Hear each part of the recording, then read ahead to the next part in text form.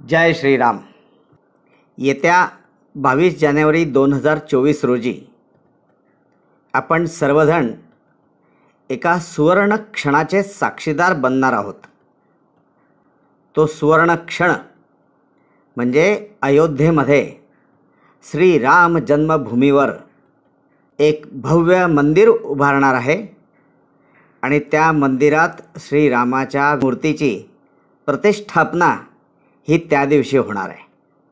ही जी राम जन्मभूमी आहे अयोध्येतली, यासाठी हिंदूंनी शेकडो वर्ष फार मोठा संघर्ष केला.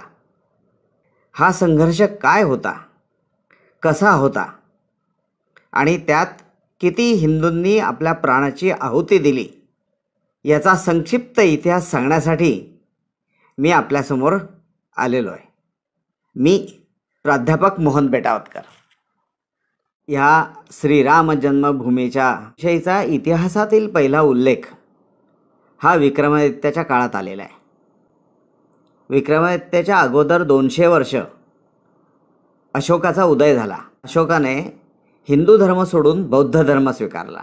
देवळांना त्या काळात मिळणारा राजाश्रय हा मिळेनासा झाला आणि त्यामुळे देवळांची परवड तर झालीच, पण पडझड पण झाली. या पडझडीमध्ये अयोध्येतील श्रीराम जन्मभूमीवरील श्रीरामाचे देऊळ पण होते. इसवी सनाच्या 80 वर्ष अगोदर उज्जैनीमध्ये विक्रमादित्याचा उदय झाला.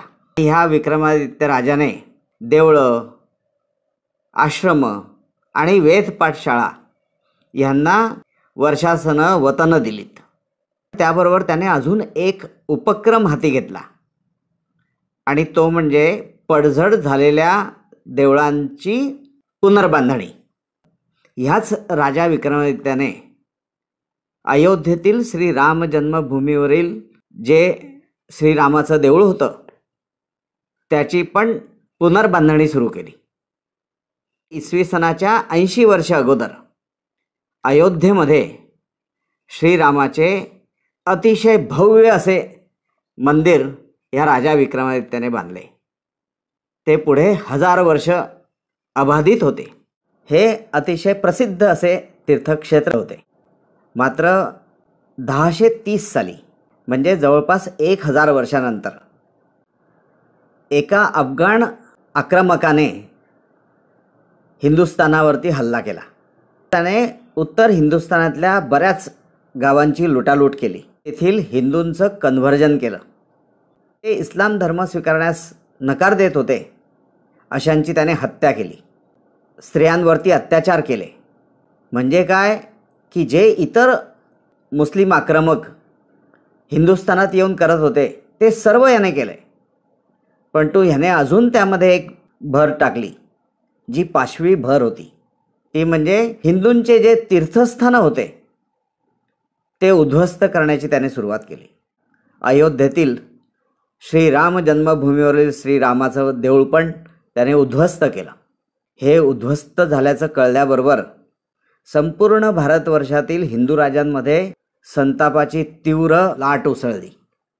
त्यामुळे ज्या राजाला जमेल त्या राजाने ह्या सालार मसूदवरती हल्ला केला आणि त्याच्याशी जे युद्ध झालं, या प्रत्येक युद्धामध्ये या हिंदू राजांचा पराभव होत गेला.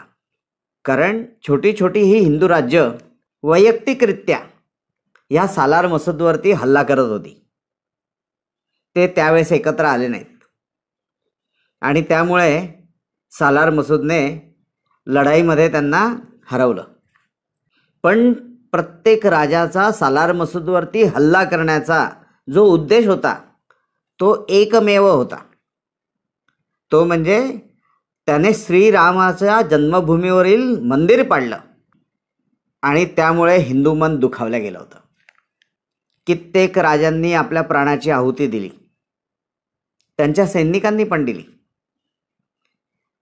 आणि नंतर ज्यावेळेस सालार मसूदचं स्वतःचं मन भरलं, हिंदुस्थानातल्या संपत्तीची लुटालूट केल्यावर, त्यावेळेस तो परत निघाला. अंबाला, रोहटक, पंजाब ह्या भागामध्ये सुहेलदेव नावाच्या राजाचं राज्य होतं आणि ह्या सुहेलदेवाला पण इतर राजांप्रमाणे श्रीराम जन्मभूमीवर मंदिर पाडलं म्हणून संताप आला होता. त्याने अतिशय शिस्तीने त्याच्या सैन्याची मोर्चे बांधणी केली आणि ज्यावेळेस हा सालार मसूद अफगाणिस्तानला परत जायला निघाला त्यावेळेस त्याने प्रतिशोध घेण्यासाठी सालार मसूदवरती प्रचंड मोठा हल्ला केला. ह्या हल्ल्याच्या पहिल्याच दिवशी सालार मसूदची हत्या झाली, परंतु त्या हत्येने पण सुहेलदेव आणि त्याचे सैनिक हे शांत बसले नाहीत. त्यांना जो श्रीराम जन्मभूमी पाडल्याचा संताप आलेला होता त्याचा प्रतिशोध घेण्यासाठी प्रत्येक अफगाणी सैनिकाचं मुंडकं छाटून टाकलं. हा जो प्रतिशोध घेतला गेला याचे पडसाद थेट अफगाणिस्तानपर्यंत पोहोचलेत आणि त्याची परिणतीच अशी झाली की पुढे सलग 200 वर्ष एकाही अफगाण बंडखोराने हिंदुस्थानवरती हल्ला करण्याचा प्रयत्न केला नाही, हिम्मत केली नाही. असा होता हा सुहेलदेव. यानंतर गढवालचे काही राजे एकत्र आले आणि त्यांनी परत ह्या श्रीराम जन्मभूमीवर श्रीरामाचं भव्य मंदिर उभं केलं.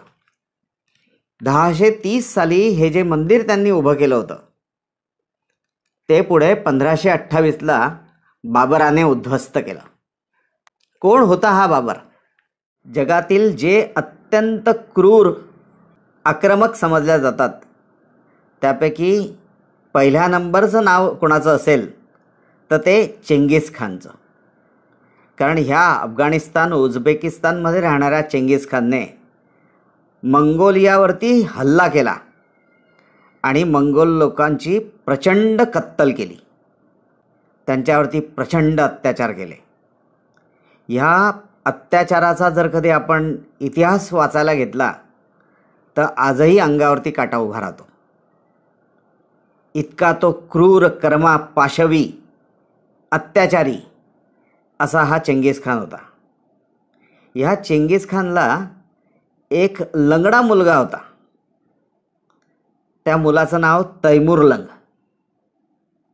या तैमूरलंगाने तर अत्याचाराच्या बाबतीत आपल्या वडिलांनाही मागे टाकलं होतं. या तैमूरलंगाचा मुलगा होता मिरानशाह आणि ह्या मिरानशाहचा नातू म्हणजे बाबर. बघा काय क्रूर आणि पाशवी परंपरा आहे या बाबराची.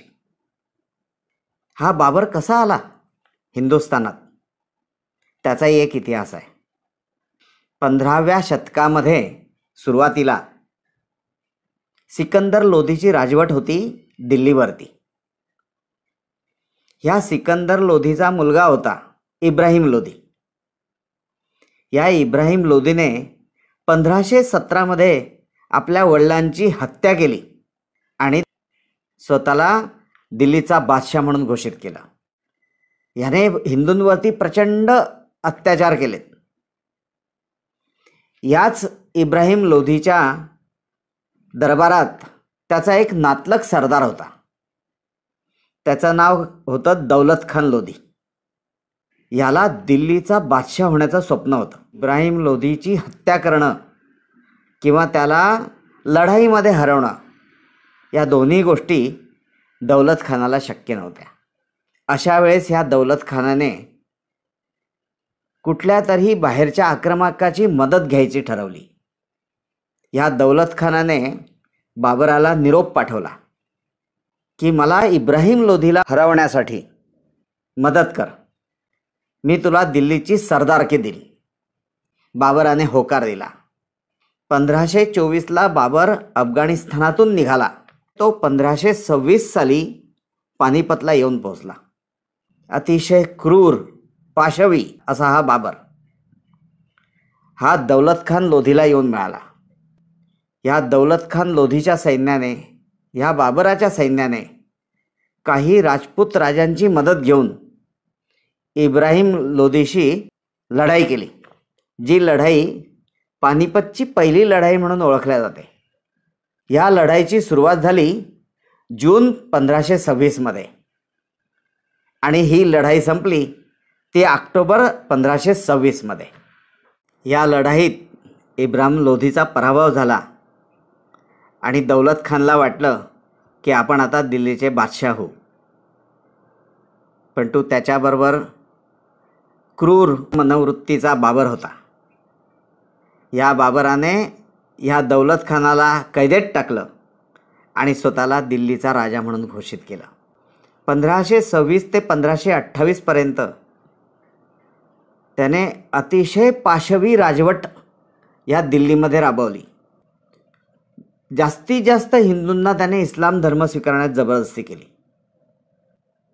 या बाबराला लक्षात आलं की हिंदूंचं अतिशय आत्मीयतेचं असं तीर्थस्थान अयोध्येमध्ये आहे.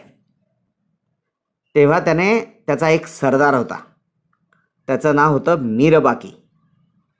या मीर बाकीला बोलवलं आणि त्याला आज्ञा केली की तू मोठी फौज घेऊन अयोध्येला जा आणि तेथील हे जे तीर्थस्थान आहे हिंदूंचं, त्या तीर्थस्थानावरील देऊळ उद्ध्वस्त करून टाक आणि त्याचबरोबर त्या ठिकाणी मशीद बांधूनच दिल्लीला परते. हा आदेश मीरबाकीने ऐकला. त्यानुसार तो प्रचंड फौज घेऊन अयोध्येला निघाला. ही वार्ता ऐकून हिंदू राजांमध्ये तिरस्काराची लाट उसळली आणि ज्यांना जमेल जेवढी जमेल तेवढी फौज घेऊन ते राजेसुद्धा अयोध्येमध्ये जमा झाले. मीरबाकीच्या सैन्यामध्ये उर्मी होती हिंदूंचं तीर्थस्थान पाडायची आणि हिंदूंच्या सैन्यामध्ये उर्मी होती हे तीर्थस्थान वाचवण्याची. पुढे मीरबाकीचं सैन्य आणि ह्या हिंदू राजांचं सैन्य ह्याच्यामध्ये तुंबळ युद्ध सुरू झालं आणि ह्या युद्धाची परिणिती हिंदू राजांच्या पराभवामध्ये झाली. निव्वळ एक देऊळ वाचवण्यासाठी 1,74,000 हिंदूंनी आहुती दिली आणि जेव्हा हिंदू राजे पराभूत झाले तेव्हा ह्या मीरबाकीने तोफांच्या साह्याने श्रीराम जन्मभूमीवरील श्रीरामाचं मंदिर उद्ध्वस्त केलं. हे उद्ध्वस्त केल्यानंतर या मीरबाकीचा एक सरदार होता, तो बांधकाम तज्ज्ञ होता. त्याचं नाव दरवेश मुसा आशिकान. या दरवेश मुसा आशिकानला मीरबाकीने आज्ञा दिली आणि म्हणाला की तू ह्या जागेवरती मशीद बांध आणि ती बांधून पूर्ण झाल्यानंतरच दिल्लीला परते. या दरवेश आशिकांने त्या ठिकाणी मशीद बांधण्यासाठी जागा व्हावी म्हणून ती जागा साफ करायला सुरुवात केली. तसं त्याला प्रत्येक हिंदू वैयक्तिकरित्या विरोध करायला लागला. जो यात्रेकरू अयोध्येमध्ये यायचा तो ह्या मुसा आशिकांना तिथली जागा साफ करायलाही विरोध करायचा आणि ह्या विरोधामध्ये स्वतःच्या प्राणाची आहुती द्यायचा. एखादा जथ्था यात्रेकरून म्हणून आला असेल तर तो जथ्थासुद्धा या मुसा आशिकांना विरोध करत असे. आसपासच्या गावातून हिंदू एकत्र यायचे आणि ते पण विरोध करायचे. अशा प्रकारे असंख्य हिंदूंनी आहुती दिली आणि ह्या दरवेश मुसा आशिकांना त्या ठिकाणी चांगली अशी मशीद बांधताच आली नाही. त्याने शेवटी मशीद सदृश बांधकाम केलं आणि त्या मशिदीचं नाव होतं बाबरी मशीद. आणि ती बांधल्यानंतर म्हणजे अर्धवट बांधल्यानंतर हा दरवेश मुसा आशिकान पण दिल्लीत चालला गेला आणि एक कलंकित इमारत ही ह्या श्रीराम जन्मभूमीवरती उभी राहिली, ती म्हणजे बाबरी मशीद. जेव्हा ह्या मुसा आशिकांनी त्या ठिकाणी ती जमीन साफ करायला सुरुवात केली, अगदी त्या दिवसापासून हिंदूंनी संघर्षाला सुरुवात केली. हा संघर्ष 1528 ते थेट 10 नोव्हेंबर 2019 पर्यंत चालला.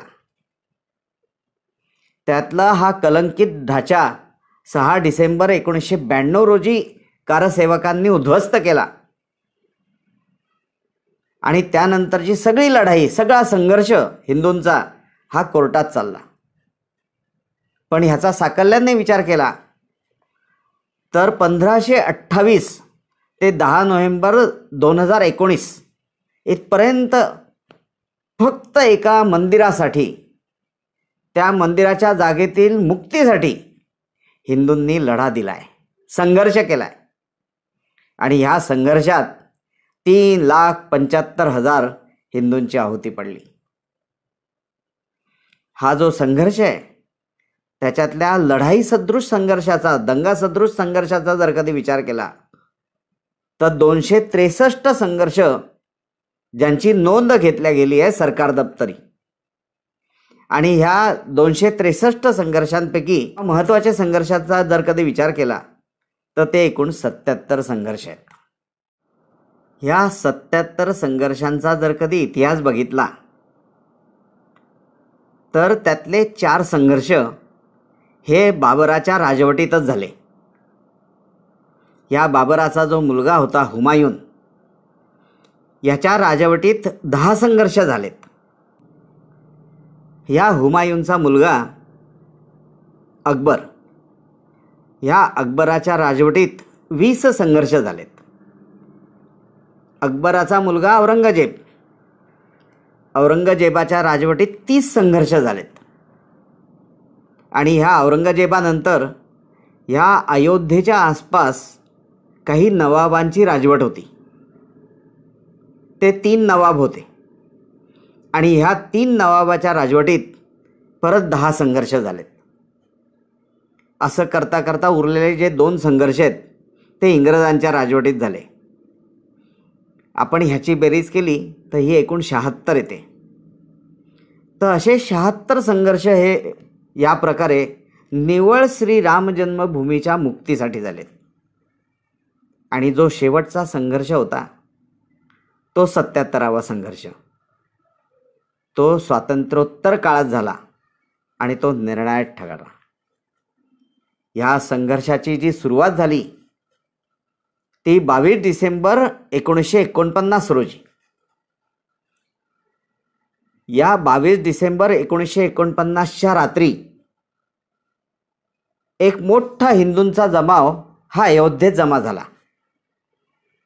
त्याने जबरदस्तीने ह्या कलंकित ढाच्यामध्ये म्हणजे ह्या मशिदीमध्ये प्रवेश केला आणि जी नेमकी जागा श्री राम जन्मभूमीची म्हणून होती त्या जागेवरती रातोरात त्या ठिकाणी चौथरा उभा केला आणि तिथे रामाची मूर्ती स्थापन केली. नुसती मूर्ती स्थापन करून ते थांबले नाहीत, तर त्या दिवसापासून, त्या क्षणापासून तिथे अखंड रामनाम जपाची परंपरा त्यांनी सुरू केली. 22 डिसेंबर 1949 या दिवसापासून तिथे जे रामनाम सुरू झालं अखंडितपणे, ते थेट 6 डिसेंबर 1992 रोजी जेव्हा कारसेवकांनी हा कलंकित ढाचा उद्ध्वस्त केला तिथपर्यंत ते रामनाम अखंडितपणे चालू होतं. किती चिकाटी आहे बघा हिंदूंची. ह्या कारसेवकांनी ढाचा उद्ध्वस्त करण्याच्या अगोदर वेगवेगळ्या प्रकारे संघर्षाच्या ठिणग्या पडतच होत्या, कारण काळ पण मोठा होता.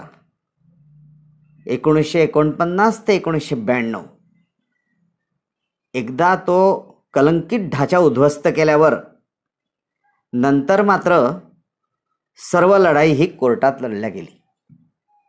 आणि ह्या कोर्टाच्या लढाईमध्ये असंख्य प्रकारचे जे काही विरोध होते, ऑब्स्टॅकल होते, हे सर्व पार करून 10 नोव्हेंबर 2019ला सुप्रीम कोर्टाने निसंदिग्धपणे निर्णय दिला की अयोध्येतील ह्या कलंकित ढाच्याच्या खालची जमीन ही हिंदूंच्या मालकीची होती.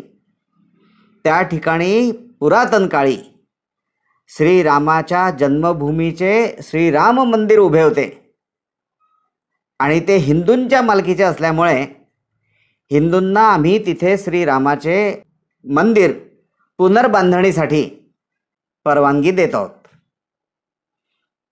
असा हा 10 नोव्हेंबर 2019 मध्ये आलेला सुप्रीम कोर्टाचा हा निर्णय आहे. आणि त्यानंतर त्या ठिकाणी श्रीरामाचं भव्य मंदिर उभं करण्याचं काम सुरू झालं. आणि ह्या पिढीतले आपण सर्वजण भाग्यवान आहोत की आपण अशा सुवर्ण क्षणाचे साक्षीदार आहोत की जे आपल्या आराध्य दैवतेचे मंदिर उभारले जात असताना, उभारल्यानंतर आणि त्या मंदिरात श्रीरामाच्या मूर्तीची प्रतिष्ठापना होण्याचे साक्षीदार आहेत. भाग्यवान पिढी आहे. या पूर्वीच्या पिढ्यांनी मंदिर कसे उद्ध्वस्त होतात हे बघितले, परंतु आपण हे मंदिर कसे उभारले जाते ह्याचे आपण साक्षीदार आहोत. बघा, 1528 ते 10 नोव्हेंबर 2019 तब्बल 491 वर्ष लागलेत श्रीराम जन्मभूमीवरती श्रीरामाचे मंदिर उभारण्याचे. परंतु ह्या संपूर्ण काळामध्ये हिंदूंनी प्रचंड संघर्ष केला. एकही असा दिवस नव्हता की हिंदू हे विसरला होता की श्रीराम जन्मभूमीवरील श्रीरामाचे देऊळ हे बाबराने उद्ध्वस्त केलेले आहे. अशी ही चिकाटी होती. असे हे हिंदू. आजपर्यंत आपण फक्त एकच गोष्ट ऐकत आलो की हिंदू भ्याड असतात, हिंदू कधी एकत्रित येत नाही, हिंदू नेहमी लढाईमध्ये हरतात. परंतु बघा काय केलंय हिंदूंनी, कशासाठी संघर्ष केला? फक्त एका रामासाठी, फक्त एका देवळासाठी, फक्त छोट्याशा जागेसाठी 3.5 लाख हिंदूंनी प्राणाची आहुती दिली. आणि हा संघर्ष सतत 491 वर्ष जिवंत ठेवला. ही स्वर्णिम परंपरा आहे. त्याच्यामुळे आपण हा सुवर्ण क्षण आज बघणार आहोत. असा हा इतिहास आहे या श्रीराम जन्मभूमीवरील कलंकाच्या मुक्तीचा, जो मी संक्षिप्तपणे आपल्यासमोर मांडला. जय श्रीराम.